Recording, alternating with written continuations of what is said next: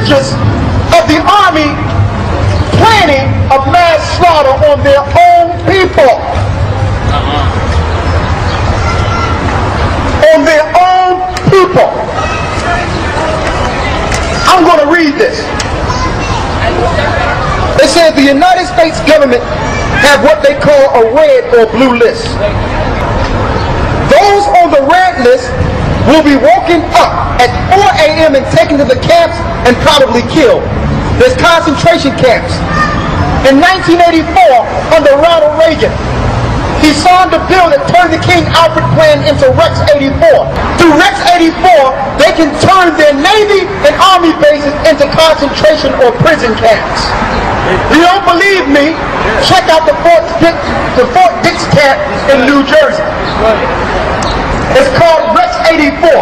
This stuff is legislation, folks. We didn't make this up.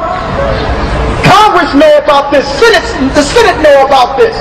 They haven't told you because if you knew, the whole earth, the whole America would be in a state of emergency right now. Civilian labor camps. Huh? They got civilian labor camps all throughout the U.S. The largest one is in Alaska. Yes. That's a fact. Yeah, I've seen one in Holton, Maine. I need you to say, come here, come on, man. Talk to me, brother. Come on. Yeah, man. I'm just say it. Say it again. He's right. Like, I lived in Maine, and then in Holton, Maine, it's a civilian labor camp. It's funded by the government. And basically it's this big fenced off area with like watchtowers in this field, and it's got this big building that looks like a prison. There's a checkpoint in the front, and they had military doing exercises, but there was like tractor trailer trucks with the back of them. They had like these boxes like with bars or whatnot, and they were doing drills, like pretending like, you know, there was people on the tractor trailer trucks running them off and like, you know, doing the whole, I don't know, drills. But they're training the military and everything. They have civilian labor camps. It's a fact. He's right. And I'm going to read it. Thank you, man. Civilian labor camp. They're not telling you anything. They're just filling you with the airways, and Satan is the principality of the powers of the air. They're going to just continue to program you until they wake you up and make you go to your train stations. They're not telling you this. Your preachers are not telling you this. When they declare martial law, they will use your fetching preacher to guide you to the trains and tell you to follow your government. That's what's about to happen, man. And because you trust your preacher and think he's a man of God, you're going to follow him to your death. Christ spoke of these camps. Christ spoke of those that would follow him who have to go through persecution at the end. So we out here begging you, man, to understand and wake up, man. Begging you. We're going to lose so many people, brothers and sisters. We're going to find out your government is at war with you. They're at war with you. They're not looking for Al-Qaeda. You is Al-Qaeda. Exactly. Thank you. They're at war with you, man.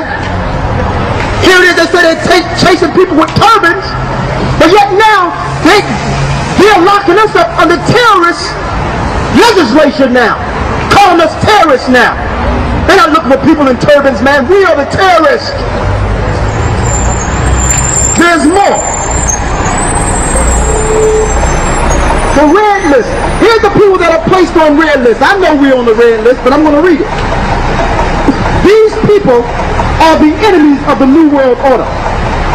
They are the leaders of patriot groups, outspoken ministers like us, outspoken talk show hosts, community leaders, outspoken and probably net leaders. These people will be dragged out of their homes at 4 a.m. and will be taken to FEMA detention centers and killed. Now don't say it can't happen, because ask the Jewish people, can this happen? And like I said earlier, if they did this to their own, what do you think they're going to do to you? It says here, this will take place approximately 2 weeks before martial law is enforced. So before they bring forth martial law, now I'm going to tell you how they're going to bring forth martial law. Our government, the same one that let 9/11 happen, will plan another attack within this country. That's going to bring forth martial law. And I'm going to show you how all this links to the Bible. Okay? It's going to be martial law. No more TV. No more cell phones, folks. No more communication. They're letting you do this now to keep you busy. Your TV going to be off. Your cell phones will be confiscated. And you will be guided to your death.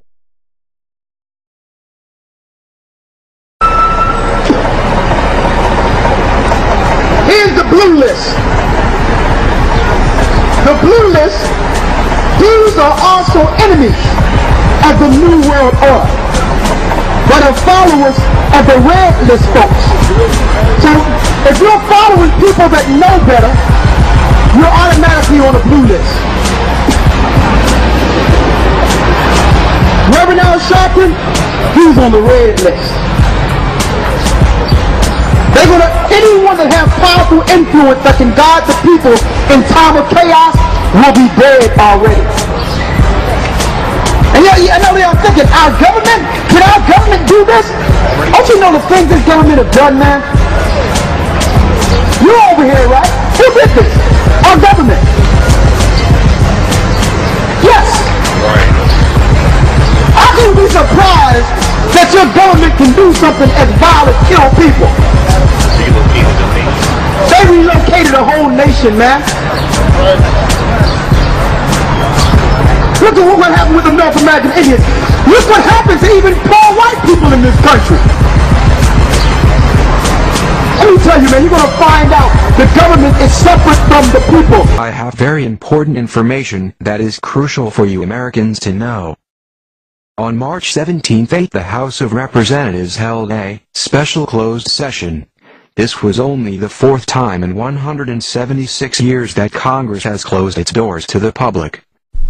Once again, looking live at the U.S. Capitol at this hour here in Washington, a security sweep on the floor of the U.S. House. We're told maybe 9:30, maybe 10 o'clock Eastern Time is the starting point for that secret session. We don't expect to see the House of Representatives back in public tonight. They'll be back tomorrow morning at 10 and continue their public debate on the FISA legislation. Earlier this evening, about 6 o'clock Eastern Time, there was some debate on the floor talking about this secret session, this closed session. Here's some of what led up to where we are now.